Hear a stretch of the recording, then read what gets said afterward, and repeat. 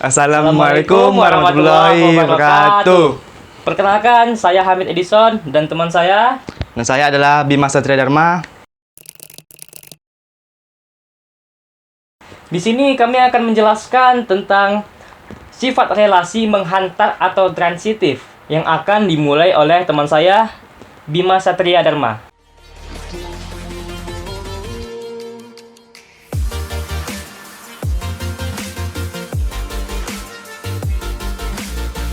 Baiklah, saya di sini akan menjelaskan tentang definisi dari relasi menghantar atau transitif, yang mana bisa kalian lihat di sebelah sini, yaitu relasi R pada himpunan A disebut menghantar jika elemen A dan elemen B anggota dari himpunan relasi, dan elemen B dan elemen C anggota dari himpunan relasi, maka elemen A dan elemen C himpunan dari relasi.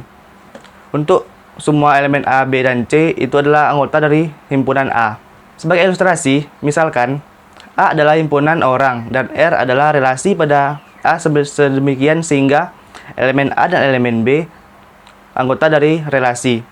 Jika dan hanya jika B adalah keturunan A, jelas jika B adalah keturunan A, yaitu elemen A dan elemen B adalah anggota dari himpunan R dan C adalah keturunan B, yaitu jika elemen B dan C anggota dari himpunan R, maka C juga keturunan A, yaitu elemen A dan elemen C anggota dari himpunan R. Jadi R adalah relasi menghantar. Tetapi jika T adalah relasi pada A sedemikian sehingga elemen A dan elemen B anggota dari himpunan T. Jika A adalah ibu dari B, maka T tidak menghantar. Contoh berikut dapat memperjelas sifat relasi penghantar dan tidak menghantar. Misalkan himpunan A yang berelemen 1, 2, 3, dan 4 didefinisikan pada himpunan A, maka contoh pertama adalah himpunan R yang beranggotakan dari elemen 2 dan elemen 1, elemen 3 dan elemen 1, dan elemen 3 dan elemen 2, elemen 4, elemen 1, elemen 4, elemen 2, dan elemen 4 dan elemen 3 bersifat menghantar. Periksa dengan membuat tabel berikut ini.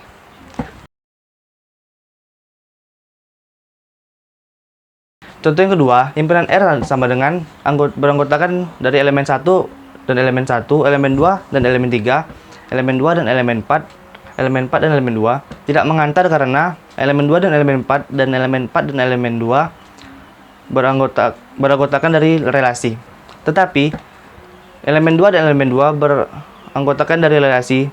Begitu juga elemen 4 dan elemen 2 dan elemen 2 dan elemen 3 yang beranggotakan dari himpunan R. Tapi elemen 4 dan elemen 3 bukan anggota dari relasi R.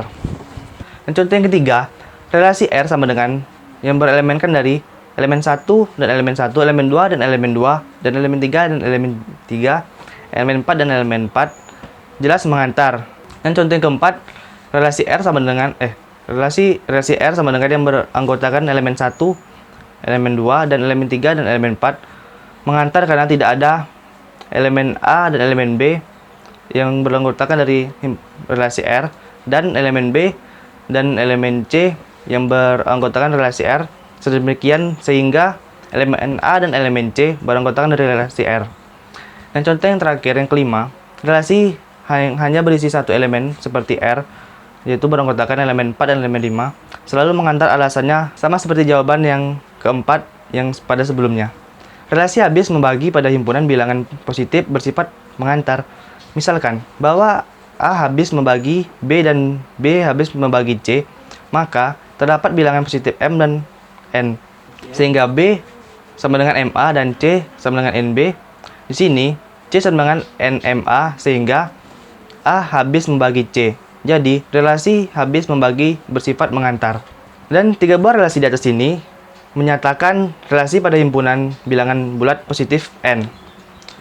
R adalah relasi menghantar karena jika X besar dari Y dan Y besar dari Z, maka X besar dari Z. S tidak menghantar karena misalkan elemen 4 dan elemen 2 dan elemen 2 dan elemen 4 adalah anggota S, tetapi elemen 4 dan elemen 4 bukan anggota dari himpunan S. Sebaliknya, himpunan T sama dengan beranggota elemen 1 dan elemen 7, elemen 2 dan elemen 4, elemen 3 dan elemen 1 tidak menghantar. Oke, saya melanjutkan dari Bima tadi. Ditinjau dari representasi relasi, relasi yang bersifat menghantar tidak mempunyai ciri khusus pada matriks representasinya. Tetapi jika sifat menghantar pada graf berarah ditunjukkan pada busur A ke B dan dari B ke C, maka juga dapat terdapat busur berarah dari A ke C. Suatu relasi dapat mengandung beberapa sifat sekaligus atau sama sekali tidak mengandung sifat apapun sama sekali. Seperti pada contoh yang telah dijelaskan oleh Bima sebelumnya, pada kali ini akan mengilustrasikan hal-hal pada contoh-contoh yang sebelumnya. Seperti misalkan, R adalah relasi yang didefinisikan pada himpunan bilangan bulat atau integer yang biasa kita tahu, yang dalam hal ini X dengan Y adalah himpunan relasi. Jika X kelipatan dari Y, tentukan apakah refleksif, setangkup, tolak setangkup, atau menghantar dengan menyebutkan masing-masing alasannya. Jadi, dengan penyelesaiannya seperti ini. Berdasarkan pernyataan elemen X dan Y yang merupakan anggota dari relasi R, jika X adalah kelipatan dari Y, kita dapat menuliskannya sebagai X sama dengan KY. Yang dalam hal ini, K sama dengan 0, 1, 2, dan seterusnya. Jadi, elemen X dan Y sama dengan elemen KY dan Y yang merupakan anggota dari relasi R. Di sini, R bersifat refleksif, tolak setangkup, dan menghantar. Tetapi, R tidak setangkup. Di sini ada 4 pernyataan. Yang pertama, R refleksif. Sebab, untuk K sama dengan 1, Y dan Y merupakan elemen dari relasi R. Misalkan, elemen 4 dan 4, elemen 5 dan 5, dan seterusnya itu adalah elemen dari relasi R. Yang kedua, R tidak setangkup, sebab X besar sama dengan Y, sehingga tidak mungkin Y adalah kelipatan dari X, kecuali jika X sama dengan Y. Yang ketiga, R tolak setangkup, karena elemen X dan elemen Y adalah anggota dari relasi R, dan elemen Y dan X anggota dari relasi R jika X sama dengan Y.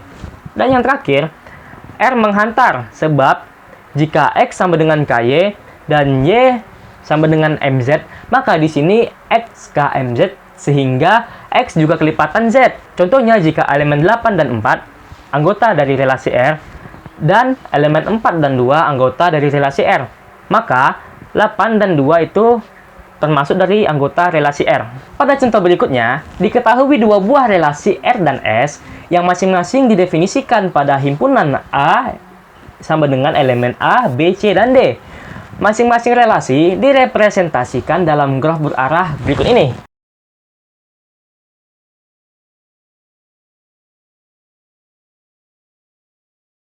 Tentukan apakah R dan S refleksif, setangkup, tolak setangkup, atau menghantar. Dan berikut adalah penyelesaiannya. Relasi R tidak refleksif, sebab pada simpul A, C, dan D tidak ada busur loop. Dan kemudian R tidak setangkup, sebab dari simpul A ke D ada busur berarah, sedangkan dari D ke A tidak ada. Begitu juga dari D ke C, dari C ke B, dan dari A ke B. Kemudian R tidak menghantar, sebab ada busur dari B ke D dan busur dari D ke C, tetapi tidak ada busur dari B ke C. R tidak tolak setangkup, sebab ada busur dari B ke D. Begitu juga sebaliknya dari D ke B. Pada relasi S, yang pertama, S itu tidak reflektif, sebab pada simpul A dan D tidak ada sisi loopnya. Yang kedua, S tidak setangkup, sebab dari simpul B ke A ada sisi berarah, sedangkan dari A ke H tidak ada berarahnya. Begitu juga dari B ke C dan dari D ke C. Yang ketiga, S tidak menghantar, sebab ada sisi dari C ke A dan sisi dari A ke D, tetapi tidak ada sisi dari C ke D. Dan yang terakhir, S tidak tolak setangkup, sebab ada busur dari A ke D. Begitu juga sebaliknya, dari D ke A, padahal A tidak sama dengan D. Begitu juga untuk busur elemen A dan C dan juga elemen C dan A. Baiklah, itu tadi penjelasan kami tentang sifat relasi menghantar atau transitif. Saya Hamid Edison dan teman saya Dimas Satya Dharma.